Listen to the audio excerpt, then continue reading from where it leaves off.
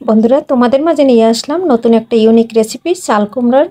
দেখো বেগুনের মতন ভেজে নিয়েছি আর একটু চালের গুঁড়া দিয়ে কেমন হয়েছে কমেন্টে জানাবে। আর আমাদের কাছে খেতে কিন্তু বন্ধুরা দুর্দান্ত হয়েছে, অসাধারণ, তা বলার মতো না। যেমন দেখতে তেমন কিন্তু খেতে। সাথে গরম গরম ভাত, নিমিষে 1 প্লেট ভাত শেষ হয়ে যাচ্ছে।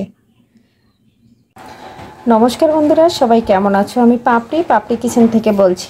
নতুন একটা রেসিপি নিয়ে চলে আসলাম তোমাদের মাঝে। দেখো আমি চাল কুমড়ার একবারে কচি চাল কুমড়া, ছোলা ফেলাই নাই, ছোলা সহ ছোট ছোট করে কেটে নিয়েছি। আজকে কিন্তু এটা আমি বেগুনের মতন তেলের উপর ভাজি করব। আর এভাবে তোমরা কে কে পছন্দ করো বন্ধুরা, আর আমি কিভাবে ভাজি করি এটা তোমরা দেখো। এখন আমি লবণ ও মেখে রেখে দেব 5 মিনিটের জন্য। চাল কুমড়াটায় আমি লবণ দিয়ে দিচ্ছি। লবণ দিয়ে মেখে আমি 5 মিনিটের জন্য রেখে দেব। পরবর্তীতে চলে যাব এর পরবর্তী প্রসেসে। আর কিভাবে বন্ধুরা ভাজতেছি একবার তোমরা দেখে নিও। আমার ভিডিও যারা কাছে এবং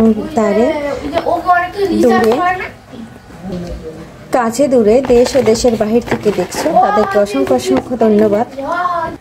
আমার ভিডিও যে দিদিভাইরা, যে বন্ধুরা আমার ভিডিও সবসময়ের জন্য দেখে এবং সুন্দর সুন্দর কমেন্ট করে, আমার ভিডিও তৈরি করার জন্য উৎসাহ বাড়িয়ে দেয়। আর বন্ধুরা তোমরা যখনই আমার ভিডিও দেখবেন, নতুন এবং পুরান, সবাই একটা লাইক দেওয়ার চেষ্টা করবে। একটু লাইক দিয়ে যাবে প্লিজ, এটা রিকোয়েস্ট। কারণ তোমাদের একটা লাইকের কারণে আমি চলে যেতে পারবো আরও নতুন নতুন বন্ধুদের কাছে। দেখো বন্ধুরা লবণটা আমি মাখিয়ে নিয়েছি। এখন আমি 5 মিনিটের জন্য এভাবে রেখে দেব। তাহলে লবণটা ভিতরে একটু ঢুকবে। আর সামান্য পরিমাণে কিন্তু লবণ দিয়েছি বন্ধুরা, বেশি লবণ হইলে কিন্তু চাল কুমড়াটা খেতে ভালো লাগে না। দেখো বন্ধুরা 5 মিনিট পরে চলে আসছি। আর চাল কুমড়া দিয়ে কতটা জল বের হয়েছে, কারণ এখন আমি এই জলটা ফেলে দেব। আর এটা এখন আমি হলুদ, মরিচ, লবণ এবং দেব সামান্য পরিমাণে চালের গুঁড়া, তাহলে একবারে মুচমুচে হবে আর খেতে কিন্তু বন্ধুরা অসাধারণ হবে। সম্পূর্ণ জলটা ফেলে দিয়েছি। দেখো বন্ধুরা এখানে হলুদের গুঁড়া আর মরিচের গুঁড়া দিয়ে দিচ্ছি পরিমাণ মতন। আর এখন দিয়ে দিচ্ছি শুকনা চালের গুঁড়া। এটা কিন্তু আমি রোদ্রে শুকিয়ে রেখে দিয়েছিলাম, আতপ চালের গুঁড়া। আর এটা দিয়ে এখন আমি মেখে নেব। দেখো বন্ধুরা ফ্রাই প্যানে তেল দিয়ে দিয়েছি আর আমি সুন্দর করে মেখে নিয়েছি। এটা কিন্তু জালটা হাই হিটে থাকবে, তাহলে কিন্তু মুচমুচে হবে আর ভাজতে কিন্তু কম সময় লাগবে। এভাবে আমি এক এক করে সবগুলো আমি ভেজে নেব। প্রথমে আমি 4টা দিয়ে দিচ্ছি। দেখো বন্ধুরা একটা পাশ আমার হয়ে গেছে, একটা পাশ আমি উল্টে দিচ্ছি। আর এটা কিন্তু ভাজতে বেশি সময় লাগে না বন্ধুরা, আর খেতে কিন্তু অসম্ভব হয়। এখনো যদি বন্ধুরা এই চাল কুমড়ার এই রেসিপিটা এখনো খেয়ে না থাকো, তাহলে একবার তৈরি করে বাসায় দেখতে পারো।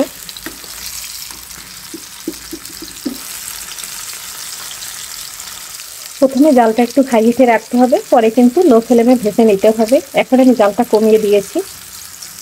বন্ধুরা আমি কিন্তু পাতলা করে কেটে নিয়েছি, তোমরা যদি একটু মোটা কেটে নাও তাহলে একটু ঢেকে দিও।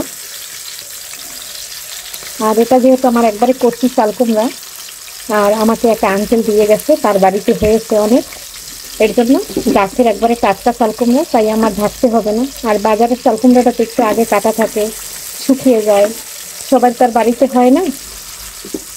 এটা হয়ে গেছে বন্ধুরা, দেখো কত সুন্দর আমার একবারে একদম সিদ্ধ হয়ে গেছে। দেখো আমার পারফেক্টভাবে ভাজা হয়ে গেছে। এখন আমি তুলে নিচ্ছি আর একটা তোমাদের কাছে থেকে দেখাচ্ছি। দেখো কত সুন্দর দেখা যাচ্ছে, খেতে কিন্তু বন্ধুরা অসাধারণ হয়। এক সাইডে নিয়ে আমি তেলটা সম্পূর্ণ বের করে নিলাম, কারণ এটাই কিন্তু বেশিটা তেল যা হয় না। দেখো সবগুলো একসাথে উঠিয়ে নিলাম। একইভাবে আবারও আমি আটগুলান দিয়ে দিয়েছি, সবগুলান একইভাবে ভেজে নেব বন্ধুরা। দেখো বন্ধুরা একইভাবে এটাও আমি উল্টে পাল্টে ভেজে নিলাম। এটা কিন্তু হয়ে গেছে, এখন আমি নামিয়ে নেব। আর তেল কিন্তু বন্ধুরা একবারে কম লাগে, সামান্য পরিমাণে তেল দিছি, আমার সম্পূর্ণ ভাজা হয়ে গেল। আজকের ভিডিওটা বন্ধুরা এখানেই শেষ করছি। পরবর্তীতে দেখা হবে নতুন কোনো ভিডিও নিয়ে। এ পর্যন্ত সবাই ভালো থাকো, সুস্থ থাকো। সবাইকে নমস্কার।